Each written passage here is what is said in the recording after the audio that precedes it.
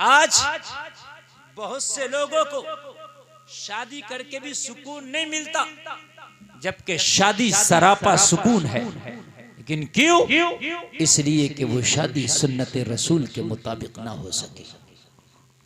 अगर सुन्नत रसूल के मुताबिक होती तो पूरी शादी सरापा सुकून बन जाती। बात समझ रहे हैं आप? लेकिन हमारी कुछ रस्में ऐसी हैं कि वो रस्में हमारी नहीं छूटती, वो रस्में हमारी होंगी, वो चाहे उसमें गुनाह कितना भी मिल जाए। मेरे अजीजों, अगर जिंदगी में अल्लाह ने आपको कुछ नेक काम करने का मौका दिया है तो मेरे अजीजों उस मौके को ना छोड़ो, उस मौके को भुना लो। मरने के बाद तुम चाहकर भी नेक काम नहीं कर सकते। मरने के बाद रजिस्टर में ताला लगा दिया जाएगा, नामाए अमाल तुम्हारा बंद हो जाएगा। ओ मेरे अजीजों, तुम चाहोगे कि पूरी दुनिया अल्लाह हमसे बदला करके हमें दोबारा दुनिया में भेज दे? खुदा की कसम दोबारा दुनिया में तुम्हें नहीं भेजा जा सकता। वो दूसरे मज़ाहिब हैं जिनके यहाँ 7 जन्मों का तसव्वुर है। मजहब इस्लाम में तो बस एक बार ही दुनिया में आना है, दोबारा तुझे दुनिया में नहीं भेजा जाएगा, चाहे पूरी दुनिया का तू बदला क्यों नहीं कर ले। अब मुझे बताओ, जब दोबारा ये मौका ही नहीं मिल सकता, दोबारा ये चांस ही नहीं मिल सकता, दोबारा तुम दुनिया में आ ही नहीं सकते, जब ये आखिरी और पहली बार दुनिया में आए हो तो क्यों ना इस जिंदगी को ऐसा गुजारो कि तेरी जिंदगी सही गुजर जाए। क्यों ना गुजारो? शादी करते हैं यार, हराम काम साथ में चल रहे हैं। सुन्नत अदा करते हैं, हराम काम साथ में चल रहे हैं। हम नमाज पढ़ते हैं लेकिन कपड़े पाक नहीं, वजू सही नहीं, गुस्ल सही नहीं, नमाज पढ़ने का कोई फायदा नहीं। टाइम भी खर्च हो रहा तुम्हारा, आप नमाज भी पढ़ रहे हैं लेकिन आपके कपड़े पाक नहीं, आपका जामा पाक नहीं, आपका वजू सही नहीं, आपका गुस्ल ठीक नहीं। तो बैठ जाओ तुम, रुमाल वालो और रुमाल वालो बैठ जाओ। अजीब मसला, बड़ी अच्छी बात है मैं बता रहा हूँ। आप ज्यादातर नौजवानों मेरी तकरीर को गौर से सुनो। वो बातें बता रहा हूं जिससे तुम नाआशना हो, जिस चीजों की तुम्हें जरूरत है। समझ रहे हैं आप? ये मौका मिलता है हमें बोलने का और आपको सुनने का, ये अल्लाह ने दिया है। हम मर गए तो हम बोल ना सकेंगे, तुम मर गए तो तुम सुन ना सको। तो ये मौका गनीमत है, क्यों ना काम की बातें हो जाए। हजरत तशरीफ फरमाए, हमारे बड़ी मोहब्बत करते हैं माशाअल्लाह, अल्लाह सलामत रखे। तो आप हजरात इनको मौके को आप, असल में ये नौजवान लॉबी क्या है, तकरीर सुनती है ना, वो मजे का कोई जुमला आ जाए जिसमें दिल गदगद हो जाए, बस ऐसी बात सुनेंगे, उसके बाद जो काम की बात है उसको नहीं सुनेंगे। यही तो बेवकूफी है।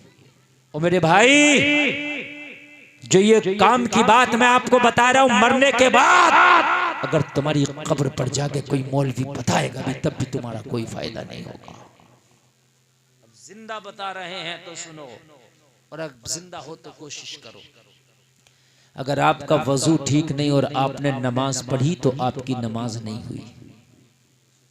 अब आप ये अपने आप से पूछो कि आपको वजू करना आता है कि नहीं आता है। हर चीज अपने मन से नहीं चलती, हर चीज अपनी मर्जी से नहीं चलती। जो आप वजू करते हो वो आपके मन का है। जैसा आपने देखा लोगों को वैसा करना शुरू कर दिया, लेकिन एक बार किसी सही आलिम दीन को अपना वजू करके दिखाओ कि हजरत ये जो हम वजू करते हैं ये देखिए ठीक है क्या गलत है। आलिम दीन अगर ठीक कर दे तो समझ लो तुम्हारा वजू ठीक है, और आलिम दीन अगर मना कर दे तुम मानियो मत। अब क्योंकि मेरी तकरीर शुरू हो गई ना, जब तक तुम इसे खराब ना करोगे तो मानियो। बहुत अच्छी बात मैंने शुरू कर दिया। अब कोई भी डिस्टर्ब ना करे, बिल्कुल अच्छे से आप सुने। अगर वजू नहीं तो नमाज नहीं, समझ लीजिए आप। शराइते नमाज में से वजू है। नमाज की एक शर्त छूट जाएगी अगर वजू नहीं होगा तो, समझ रहे हैं आप। और नमाज की शर्त छूटी तो नमाज नहीं। अब वजू बहुत से लोग ऐसा करते हैं, ये सर्दी का मौसम है, मैं सही बता रहा हूं, मेरे नजर से तो 70% लोगों का वजू नहीं होता। मैं अपने नजरिए से बता रहा हूं, आपको यकीन ना आए तो जुमा के दिन मैं आपके साथ चलता हूं और मैं 70% लोग 100 में से 70 लोगों को एक तरफ कर दूंगा निकाल के जिनका वजू नहीं होता। हाँ, ऊपर ऊपर कर लिया इस तरीके से वजू नहीं होगा। ठीक है, आपने बहुत से लोग वजू इस तरीके से करते हैं कि चेहरे पे पानी मारा, जोर से मारा, पानी इधर उधर भाग गया, चेहरा खुशक ही रह गया। जब तक के आपने आज़ाए वजू को इस तरह से ना धुलने के पानी बह ना जाए, जब तक वजू नहीं होता। अगर सुई के नोक के बराबर भी कोई जगह तेरे बदन पे ऐसी रह गई जहां पानी ना पहुंचा तो वजू नहीं हुआ।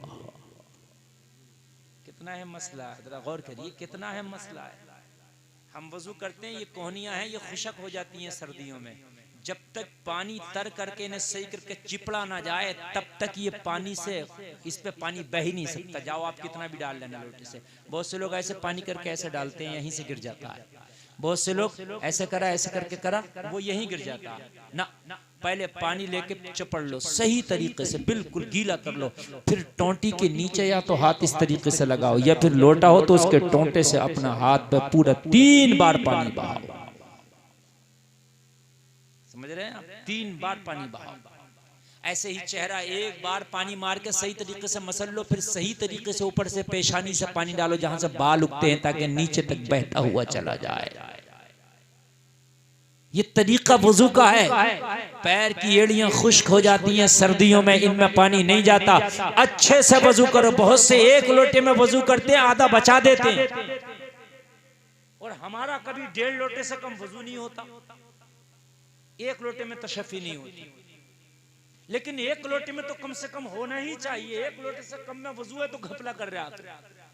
और ऐसा भी नहीं कि टंकी चला दी तो कई लोटों में कर रहा, वो इसराफ कर रहा था। समझ रहे हैं आप? मैंने जो वजू का तरीका आपको बता रहा हूं, पहले गीला करो फिर पानी बहाओ, और ये यकीन हो जाए कि हर जगह पानी बह गया तब वजू होगा। हर जगह पानी बह गया तब वजू होगा। अगर नहीं बहा तो वजू नहीं होगा। याद रखो, अब वजू नहीं तो नमाज नहीं होगी, नमाज नहीं होगी तो नमाज में मजा नहीं आएगा। तुम नमाज पढ़ने के लिए खड़े जरूर होगे, लेकिन दिल तेरा नमाज में नहीं लगेगा। इसलिए नहीं लगेगा, जब नमाज हो ही नहीं रही है तो नमाज में मजा कैसे आएगा? कुरान तो कहता है, देखो कुरान ने क्या कहा, इन्नस सलाता तन्हा अनिल फहशाई वल मुनकर। बताओ, कुरान कहेगा तो झूठ कहेगा कि सच कहेगा?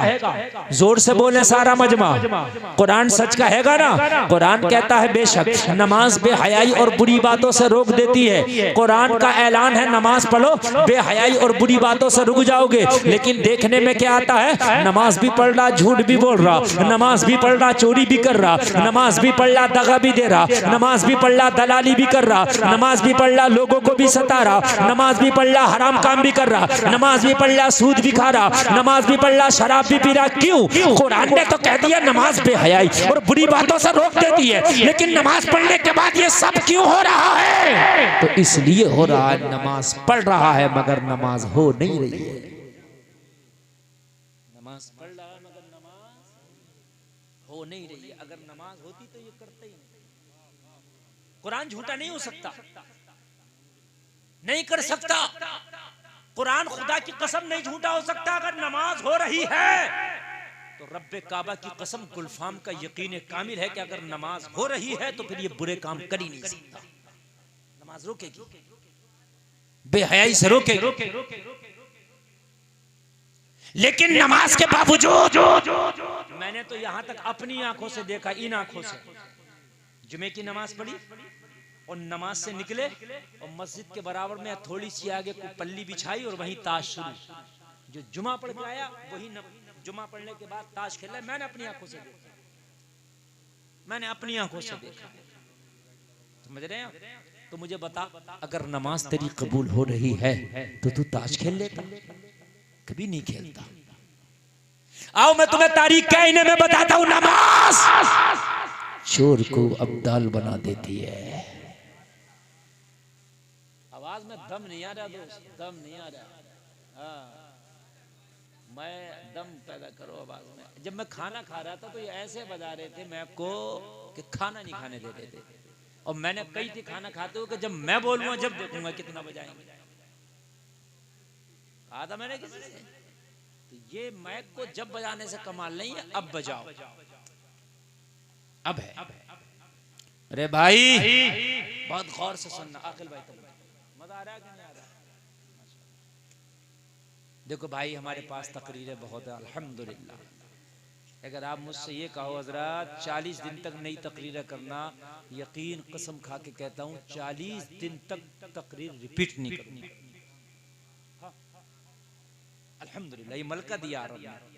लेकिन मैं असल में वो हकीमु नफ्स देख के जो दवा की जरूरत है वो देता। बात समझ रहे कि समझ रहे? आज मैं आपको इंशाअल्लाह कम से कम सही नमाज पढ़ना तो सिखा के जाऊंगा। ये मेरी तो जिम्मेदारी है ना भाई, ये मेरी जिम्मेदारी है कि नहीं है? हाँ, नमाज बेहयाई बुरी बात से रोकती है, लेकिन नमाज होना चाहिए, नमाज होना चाहिए।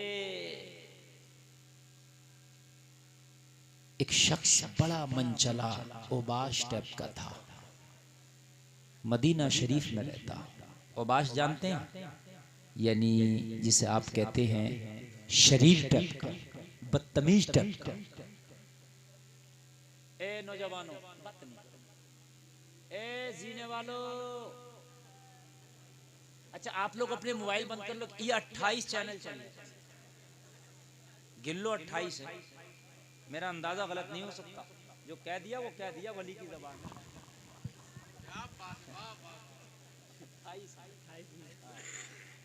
तो भाई 28 चैनल चलने, तुम्हारी इसकी क्या जरूरत है? हाँ भाई मैं अल्लाह का वली नहीं हूं तो अपने बच्चों का तो वली हूं, उनका तो वली हूं नहीं। हाँ तो भाई मैं वो इतना नेक नहीं हूं कि अल्लाह का वली हो जाऊं, मगर वली उसको भी कहते हैं जो किसी का कफील हो, अपने बच्चों का वली। हाँ तो भाई तवज्जो फरमाइए। जैसे निकाह होता तो कहते हैं वली कौन है, वली कौन है भाई बताइए। इजाजत नमाज जनाजा की कौन देगा, वली कौन है? तो मालिक होता है वो वली होता है। तो तवज्जो फरमाइए, मदीना शरीफ में एक औबाश एक लड़की के पीछे उसकी निगाहों, अपनी निगाहों से उसका ताक़ुब करने लगा। लड़की बहुत शरीफ घराने की, नेक कनीज़े फातिमा, चादर लपेटे हुए वो निकली, लेकिन ये ओबाश और मनचला था, उसकी पीछा करने लगा, ताक़ुब करने लगा और उसको देखने लगा। यार शरीफ ज़ादियों को तो ये भी गवारा नहीं कि कोई उनके ऊपर नजर डाले, शरीफ ज़ादियों को तो ये भी गवारा नहीं कि कोई उनका रास्ता तके, शरीफ ज़ादियों को तो ये भी अच्छा नहीं लगता कि कोई उनको देखे। हजरत फातिमा ने यही तो कहा था अली से, अगर मेरा जनाजा उठे तो इस हाल में उठे कि रात की तारीकी छाई हो, फातिमा का जनाजा उठ रहा हो, ताकि फातिमा के जनाजे पे पड़ी हुई चादर पे भी किसी गैर की नजर न पड़ सके। ये कनीज़ा ने फातिमा की आरज़ू है, समझ रहे हैं? कुछ ऐसी भी होती हैं कि वो चाहती हैं कि बाजारों में हमें कोई देखे, हमारे हुस्न की नुमाइश हो, मगर कुर्बान जाओ वो मदीना की लड़की जब निकली ना चादर ओढ़ के, मनचले ने जब उस पर नजर डाली ना तो उसे बर्दाश्त ना हुई, बस उसने रोक के पूछ लिया, ओ मनचले ये तो बता हमारा पीछा क्यों करता है, हमारे ऊपर नजर क्यों डालता है? कहने लगा ओ खातून मैं दिल दे चुका हूँ, मैं शादी करना चाहता हूँ, मैं फरेफ्ता हो चुका हूँ। जलसे में आने वालों जरा गौर करो, लड़की नेक है, कनीज़े फातिमा है, लड़का ओबाश है। कहने लगा मैं दिल दे चुका हूँ, दिल हार बैठा हूँ। और उसके बाद में जो डिमांड की, वो डिमांड वो की जो शरीयत एतबार से फिर भी जायज़ है, शादी की डिमांड। ये नहीं कि मैं मिलना चाहता हूँ, ये नहीं कहा कि मैं दोस्ती करना चाहता हूँ। आज तो शादी तो बहुत कम, पहले दोस्तियां हो रही हैं, मुलाकात है, उसके बाद शादी हुई नहीं तो नहीं हुई, पहले फ्रेंडशिप चल रही है, उसके बाद में दोस्तियां चल रही हैं, उसके बाद में मुलाकात है। मगर सुनो, ये कहने लगा मैं शादी करना चाहता हूँ, मगर शरीफ ज़ादी को ये भी कहा गवारा हुआ, कहने लगी हमारे इतने बुरे दिन आ गए कि हमारे रिश्ते चलते रास्ते में कोई हमें भेजे, इतने बुरे दिन आ गए कि चलते रास्ते कोई हमारा रिश्ता लाए। रिश्ते रास्तों में नहीं भेजे जाते, रिश्ते घरों में भेजे जाते हैं। रिश्ते डायरेक्ट लड़कियों पे नहीं भेजे जाते, रिश्ते उनके अहले खाना पे भेजे जाते, उनके वालिदैन के पास भेजे जाते, उनके घर के बड़ों के पास भेजे जाते। मेरे पास रिश्ता भेजा, इतने बुरे भी हमारे दिन नहीं आए। पैगाम लेके जाओ नौजवानों, जो डायरेक्ट रिश्ते तुम लेके जा रहे हो और डायरेक्ट जो रिश्ते कर रहे हो, और ये जो आज फैशन चल चुका है, लड़कियां भी कह रही हैं कि हम वहीं शादी करेंगे, ये कयामत की निशानी है। मेरे नबी का फरमान है, जब कयामत करीब आएगी तो कयामत की एक निशानी ये होगी कि दीवारों से गाने बजाने की आवाजें आएंगी। आज दीवारों से गाने बजाने की आवाजें आ रही है कि नहीं आ रही है? कहाँ आ रही है बताओ, किसकी दीवार से आ रही है? नहीं बताओ, कहाँ है बताओ, कोई बता सकता है? अच्छा मुझ में हंसने की बात नहीं, बात समझिए, कोई बता सकता आ रही है? देखो ऐसे आ रही है, मैं बताऊंगा, आपने सही कहा लेकिन शायद आप बता ना पाए। ऐसे आ रही है गाने बजाने की। अब जो सिस्टम चल रहा है, लाइट फिटिंग अंडरग्राउंड, पानी फिटिंग अंडरग्राउंड, ठीक, कनेक्शन एसी का अंडरग्राउंड, और स्पीकर का कनेक्शन भी अंडरग्राउंड, सब दीवारों में फिक्स चल रहा है। बात है कि नहीं है? एलसीडी लगी है अंडरग्राउंड, दीवार से आवाज आ रही है। ये आ रही है। अल्लाह के रसूल ने फरमाया था कयामत की एक निशानी है कि लोगों की जान अच्छाई बुराई की खबर देगी।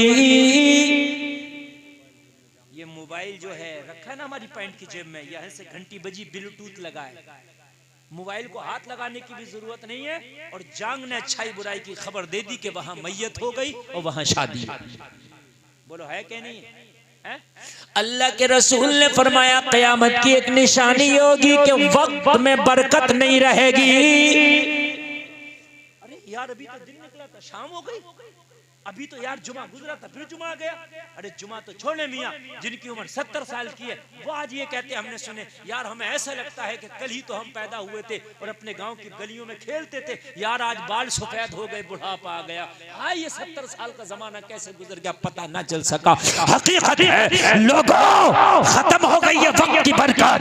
नबी ने फरमाया था साल ऐसे गुजरेंगे महीनों की तरह, महीने गुजरेंगे हफ्तों की तरह, हफ्ते गुजरेंगे दिनों की तरह, दिन गुजरेंगे घंटों की तरह। कयामत की निशानी है, बोलो है कि नहीं है? लोगों, एक कयामत की निशानी है कि झूठों की इज्जत होगी, सच्चों को लोग जलील समझेंगे। झूठों की इज्जत और सच्चों को लोग, अगर आदमी दाढ़ी लगा ले, टोपी ओढ़ के, कुर्ता पजामा पहन के, झूठ ना बोले, कम बोले, बुराई ना करे, चुगली ना करे, हराम काम ना करे, अपना कमाई में खुश रहे, तो लोग उसे मुल्ला जी कहना शुरू कर देते। मुल्ला जी कहाँ जा रहे हो? उसे बावला, आज मुल्ला जी बावले को कहा जाता है आज के दौर में, जबकि मुल्ला जी बहुत बड़ा लफ्ज था, मगर आज के दौर में। और जो झूठ बोले, चीटिंग करे, दलालियां करे, इधर का उधर करे, लोग कहे नेताजी जा रहे। हकीकत बात मेरे भाई, हकीकत बात है ये, बात हंसने की नहीं, कयामत की निशानी बता रहा हूं मेरे भाई। दिल पे हाथ रखो कि कयामत कितने करीब है। मस्जिदों में और कब्रिस्तानों में लोग दुनिया की बातें करेंगे, कयामत की निशानी है। बोलो हो रही है कि नहीं हो रही है? मस्जिदों में और कब्रिस्तान में, दोनों जगह ऐसी हैं, मस्जिद में अल्लाह को राजी किया जाता है, कब्रिस्तान में आखिरत को याद किया जाता है, लेकिन दोनों जगह मेरे भाई दुनिया की बातें हो रही हैं। ये कयामत की निशानी। और बताऊं आपको कयामत की निशानी, बेहयाई आम हो जाएगी। क्या हो जाएगी? बेहयाई। बोलो आम हो गई कि नहीं हो गई? आज अगर आप बेहयाई को रोकना चाहो तो आपको लोग बेवकूफ कह रहे हैं। अरे अजीब बेवकूफ आदमी। एक जगह शादी में आदमी ने कहा औरतें अलग मर्द अलग हो जाओ, तो उसे मारने तैयार हो गए। सब बोले शादी खराब कर रहा है हमारी। सही बता रहे। अगर आज आप ये कहो कि भाई जो आज बेहयाई चल रही है इसे रोको, तो लोग आपको दीवाना कहेंगे, पागल कहेंगे। हकीकत बता रहा हूं मैं। निजामे मैकदा को जिस तरह बिगड़ा है साकी, उन्हीं को जाम मिलता है जिन्हें पीना नहीं आता। हालात बहुत खराब है, बहुत खराब। और क़यामत की दो चार निशानियां सुन लो, तकरीर आगे बढ़ाऊं। तुम्हें कुछ पता नहीं, तुम कह रहे हो हम तरक्की कर रहे हैं, आगे बढ़ के तरक्की नहीं, क़यामत करीब आ गई, बहुत करीब आ गई, बहुत करीब आ गई मेरे भाई क़यामत। अल्लाह के रसूल ने फरमाया था अरब की जमीन में खेतियां होंगी, और हो रही हैं खेतियां। अरब में खेतियां नहीं थी, अब हो रही हैं, अब हो रही हैं। अल्लाह के रसूल ने फरमाया था फितनों का आगाज हो जाएगा, फितने बहुत ज्यादा होंगे। और फितने देखो, आज हर गांव में 2-3 फितने, सही बता रहा हूं मैं, हर गांव में 2-4 फितने अलग, नए से नए फितने उठ रहे हैं, नए से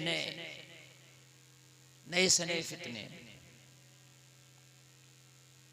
नाच गाने वालों की इज्जत होगी, हीरो आ जाए, हीरोइन आ जाए तो लोग मरने तैयार होते एक झलक देखने के लिए, सही बता रहा हूं। हाँ, कि भाई हीरो आ रहा है, हीरोइन आ रही है। हीरो हीरोइन नाचने गाने वाले तो क्या करने वाले मुझे बताओ। वो अलग बात है कि स्पेशल तरीके से नाच रहे हैं, बड़े स्टेजों पर नाच रहे हैं, लेकिन है तो नाचने गाने वाले, इसके अलावा तो कोई और नहीं है ना उनका काम। लेकिन आज इज्जत देखो उनकी, है ना। बेहतरीन आलिम, बेहतरीन मस्जिद का इमाम, 5 वक्ता नमाजी, खुदा की कसम इतनी इज्जत आप उसकी नहीं करोगे जितनी इज्जत एक नचकइये की कर रहे हैं आप, एक नाचने वाले की आप कर रहे हैं। ये कयामत की निशानी है, कयामत की निशानी। बड़ों का अदब खत्म हो जाएगा। आज बड़ों का अदब नहीं है, बिल्कुल खत्म है। पहले बड़ों के अदब बहुत ज्यादा थे। महल्ले का अगर कोई बुजुर्ग है तो उसके सामने नहीं बोलते थे, यार ताऊ बैठे हैं, चचा बैठे हैं, दादा बैठे, उनके सामने बात नहीं करता था। लेकिन आज चचा से कह रहा तुम्हें क्या पता, खामोश हो जाओ, मैं जानता हूं, तुम्हें क्या पता। सही बता रहे हैं मेरे भाई, ये कयामत की निशानी है। और एक आखिरी निशानी बता दूं, तकरीर आगे बढ़ाऊं, निशानियां बहुत है मगर आखिरी बता दूं। लड़कियां अपने मुंह से बर मांगेंगी, अपने मुंह से कहेंगी मैं वहां शादी करूंगी। कह रही हैं कि नहीं कह रही हैं? कहने की बात कर रहे हैं आप। हद यहां तक है कि गैर मुस्लिमों तक से शादियां कर रहे हैं। और बाप अगर टोपी भी उनके कदमों में डाल रहा है कि मेरी इज्जत की लाज रख ले, तो कह रही है खाक में जाए तेरी टोपी और खाक में जाए तेरी इज्जत। मैं अपने इश्क को जो है परवान चढ़ाऊंगी, मैं अपने इश्क की खातिर तेरी इज्जत को नहीं देखूंगी। हाय हाय लोगों, आज हमारी कलमा पढ़ने वाली बेटियां गैर मजहब वालों के साथ शादी और ब्याह रचा रही हैं। ये कयामत की निशानी है, ये कयामत की निशानी है मेरे भाई। कयामत करीब है, बहुत करीब है, ज्यादा दूर नहीं बचा मसला। लोगों, जब उस लड़के ने उसका रास्ता रोका तो कहा मन चले सुन, तू शादी का पैगाम लेकर के आया है तो ये तरीका नहीं था। मेरे घर में शादी का पैगाम लेकर जाता, मेरे अहले खाना से शादी की बात करता। ये डायरेक्ट जो मुझसे शादी की बात कर ली, मेरे लिए मर जाने के लिए कोई जगह नहीं है। मेरा रास्ता थका है, लगता है जमीन फट जाए, मैं इस जमीन में धंस जाऊं। हाय मुझे कितनी हया आई है, जबकि चादर लपेटे हुए है, जबकि हिजाब में है, उसका चेहरा नजर नहीं आ रहा है, उसकी आंखें नजर नहीं आ रही है, उसके बदन का हिस्सा नजर नहीं आ रहा है, मगर फिर भी लड़के ने तका, उसे पसंद नहीं आया। लड़के ने शादी का पैगाम दिया, पसंद नहीं आया। कहने लगी ओ लड़के, मुझे तेरी ये बदतमीजी जरा बराबर भी नहीं भाई, मुझे नहीं भाई। जरा गौर से सुनना मेरे भाई, जो मैं जुमले बोल रहा हूं। अपने घर की बच्चियों को सबक दो कि अगर तुम्हारे घर की बच्चियों से, तुम्हारे घर की खवातीन से कोई गैर आदमी आके बात करे तो उससे सीधे मुंह बात भी ना करें। ये जो अंदाज है ना कि हंस के बात कर लिया, बात के मुस्कुरा के बात कर दिया, ये बिल्कुल जहर है। ये अंदाज बिल्कुल जहर है। अगर कोई गैर आए पहले तो बात ना करे, और कभी बहालत मजबूरी अगर ऐसा बात करने का मौका पड़ जाए तो इस तरह से बात करें जैसे बात करने में कड़वाहट है। जुमलों पर पर गौर करें। ख़वातीन उससे इस तरीके से बात न करें कि बहुत नरमी लगे उसको लहजे में, इसलिए कि वो दोबारा से बात करने की कोशिश करेगा। ये कौन है पीछे, ये जिसके टोपी भी नहीं है, भवें मुंडाए है, क्या कर रहा है मेरे भाई? तो अजीब मसला आया। ये इनका दिमागी तवाजुन तो ठीक है ना, सही ना है? मैं कह रहा हूँ दिमागी तवाजुन ठीक नहीं है इनका। मैंने सही बता रहा, मैंने सही है। ए बेटा आपका तो ठीक है ना, आप देखो ना, आप देखो मेरे भाई, बड़ी काम की। मरोगे खुदा की कसम कब्र में हड्डियां निकलेंगी। 6 महीने के बाद एक औरत को कब्र से निकाला गया, खुदा की कसम कफन में सिर्फ हड्डियां थी अलग अलग और कुछ नहीं था। और वो ख़वातीन थी जो अपने बाल खोल के और बहुत ज्यादा मेकअप करके बाजारों में निकलती थी, अपने सर को तान के आज मुझसे ज्यादा कोई हसीन और जमील नहीं है, मगर खुदा की कसम कब्र ने उसकी हड्डियों के अलावा कुछ नहीं छोड़ा, सिर्फ हड्डियां थी। और हड्डियां भी एक दूसरी हड्डियों से अलग हो चुकी थी। किस बात पर नाज कर रहे हो, किस बात पर हंस रहे हो यार? सुन लो, मरना है। उस लड़की ने कहा सर मुझे तेरा ये रवैया पसंद नहीं आया, ये रवैया नहीं आया। बाजा इस पेशे से कहने लगा क्या करूं, दिल हार बैठा हूं, इसके अलावा मैं कुछ कर भी नहीं सकता। तू मना करेगी तब भी मैं तेरा रास्ता तकूंगा। हाय हाय, नेक खातून थी, नेक घर की बच्ची थी, किसी नेक माँ की नेक बेटी थी, किसी शरीफ बाप की शरीफ जादी थी। हाय, इन बेटियों ने जब कनीज़े फातिमा का रूप धारण किया है तो खुदा की कसम इस्लाम की बड़ी खिदमत भी की है इन बेटियों ने। और जब इन्होंने उर्यानियत का चोला पहना है, जब इन्होंने मगरिबी लिबास का चोला पहना है, तो खुदा की कसम दीन का बड़ा नुकसान भी हुआ है, बड़ा नुकसान हुआ है। कहने लगी क्या वाकई तू नहीं बाज आएगा? कहने लगा नहीं बाज आऊंगा। लड़की ने एक नुस्खा बताया, कुरानी नुस्खा। कहने लगी अच्छा मैं तुझसे शादी कर लूंगी लेकिन मेरी एक शर्त है। कहने लगी क्या शर्त है? मुझे वो शर्त बता। लोगों शर्त सुनो, शर्त सुनो। कहने लगी सुन, शर्त ये है 40 दिन के बाद इसी मोड़ पे आके मिलेंगे, तू भी इसी मोड़ पे आना, हम भी इसी मोड़ पे आएंगे, तू भी इसी चौराहे पे आना, हम भी इसी चौराहे पे आएंगे। 40 दिन के बाद तू मेरा हाथ मांगेगा, मैं शादी के लिए राजी हो जाऊंगी। 40 दिन से पहले यहाँ ना आना, 40 दिन तक मुलाकात नहीं होगी, 40 दिन के बाद होगी। कहने लगा मुझे ये सौदा मंजूर है। मैं दिल हार बैठा हूं, मुझे ये सौदा मंजूर है। ए मोबाइल वाले बंद कर लो, मोबाइल बेटा बंद कर लो, कोई फायदा नहीं ना, आवाज आ रही है बेटा, मैं ओरिजिनल बैठा हूं तुम्हारे सामने। बड़ा मसला आया। असल में 10-20 हजार का मजमा हो तो कोई टेंशन नहीं है, थोड़े मजमे को बड़ा अटेंड करना पड़ता है। ये सुबह को सारी तकरीरें आ जाएंगी, सब अपनी नेट पे सुनना।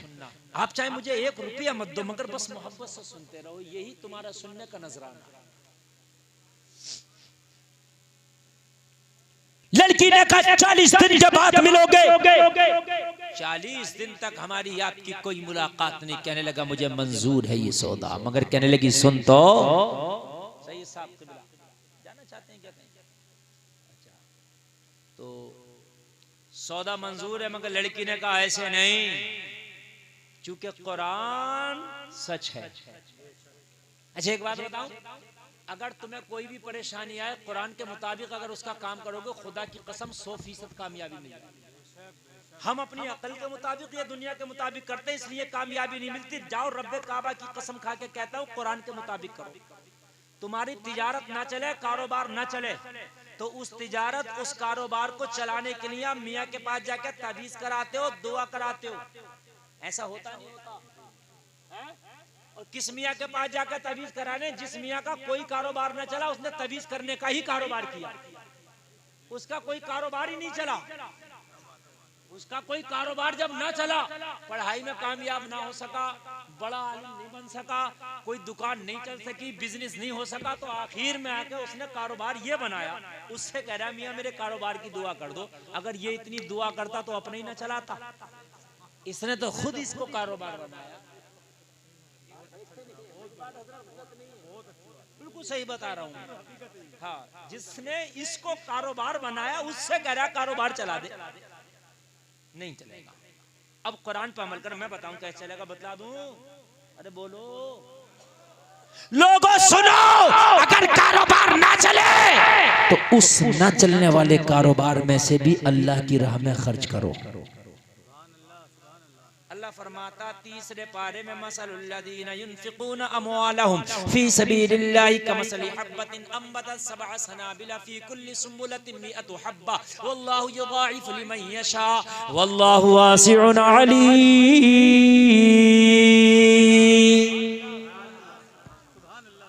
जो सिक्का, जो रुपया, जो पैसा अल्लाह की राह में खर्च किया जाए, उस पैसे की मिसाल उस दाने की तरह है जिसको जमीन में डालते हो, एक दाने से 7 बालियां निकलती हैं। हर बाली में अल्लाह 100 दाने पैदा करता है। एक दाने की अल्लाह 700 बना देता है, और अल्लाह अगर चाहता है तो इससे भी ज्यादा बढ़ा देता है। अगर तुम्हारा कारोबार ना चले तो फिर सदका करो, अल्लाह की राह में खर्च करो, कारोबार चलने लगे। लेकिन नहीं करेंगे, वो नहीं करेंगे। अल्लाह की राह में खर्च करो, इंशाअल्लाह चलने लगेगा। तवज्जो है। एक ने बिरयानी का होटल लगा, नहीं चल रहा, मुझसे बोला हज़रत दुआ कर दो। मैंने कहा अल्लाह दवाई करे दे रहा है। कह रहा बिरयानी का होटल हज़रत चल नहीं रहा। मैंने कहा कोई मदरसा है तेरे पास में? बोला है। तो मैंने कहा 2 बच्चों को फ्री में दोनों टाइम की बिरयानी खिला। उन बच्चों से कहना कि बेटा अब तुम्हें मोल का खाने की जरूरत नहीं, कहीं ना मेरे होटल पर जाना, और मैंने कहा 2 बच्चों को फ्री में खिला। कहने लगा था चलने लगा। रे मैंने कह तो रहा हूँ यार, यकीन मानना 1 महीना नहीं गुजरा था, कह रहा था हजरत इतना चल रहा कि जितना मैंने सोचा भी नहीं था। मगर मेरे भाई ये नहीं करते लोग। हम तो किसी की दुकान पे जाएं तो सोचा काट लो, मौलाना आ गया, सीधा साधा है। सही बता रहे हैं आप। हाँ, नहीं समझ रहा। मस्जिद के लिए तुम कोई चीज लेने जाओ, कहो मस्जिद के लिए तो और ज्यादा पैसे ले जाओ। कहो मदरसे के लिए यार ये चीजें जरा मुनासिब दे दे, तो और ज्यादा बता रहा है पैसे। कि मैं अगर कम बताऊंगा तो मौलाना और कम ना कर ले मदरसे के नाम, लेकिन ये ज्यादा बता, चल ले ज्यादा। लेकिन देने वाला तो अल्लाह ही है, देने वाला अल्लाह है। मेरे भाई अगर कारोबार ना चले तो अल्लाह की राह में खर्च करो, कुरानी हिसाब से इस्तेमाल करो, इंशाअल्लाह जिंदगी बन जाएगी। लड़की बहुत पढ़ी लिखी थी, कनीज़े फातिमा थी, सोचने लगी इसका इलाज कुरान से करूं। कैसे करूं? कुरान से करूं इसका इलाज। अगर अपने दिमाग से करा, अपने जबान से किया, तो हो सकता है मैं भी बदनाम हो जाऊं। ऑपरेटर साहब बिल्कुल मजा नहीं आ रहा बोलने में। जितनी मैं जान लगा रहा हूं इतनी 5 जलसों में भी जान नहीं लगाता हूं। और फिर की बात ऐसा आवाज निकली कोई बच्चा बोल रहा। हाँ सही बता रहे हैं। पता नहीं कौन सी मशीनें लेके बैठते हो तुम लोग यार। मैक आहूजा का है भी ओरिजिनल, पता नहीं मगर क्या बात है, सेटिंग नहीं बैठ पा रही है। लड़की ने कहा 40 दिन के बाद आना।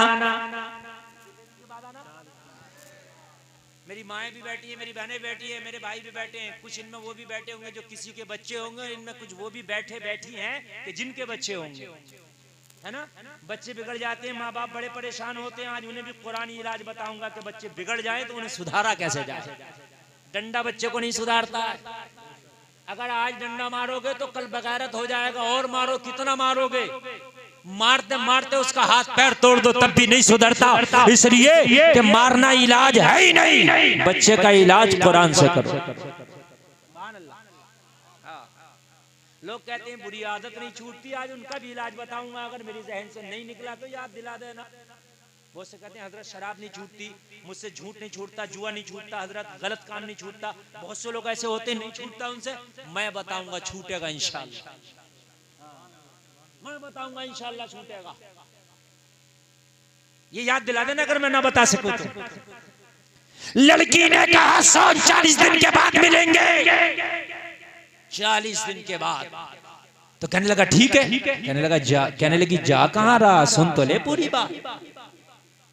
जा तो लेकिन पूरी बात सुन के जा। कहने लगा बता, कहने लगी मेरी एक शर्त है, वो मेरी शर्त पूरी करके आएगा, 40 दिन के बाद जब आएगा तब तुझसे शादी होगी। कहने लगा बता तेरी शर्त क्या है? तेरी शर्त अगर कितनी भी सख्त होगी पूरी कर दूंगा, अगर कैसी भी होगी तो मैं उसको पूरा कर डालूंगा। बता तेरी शर्त क्या है?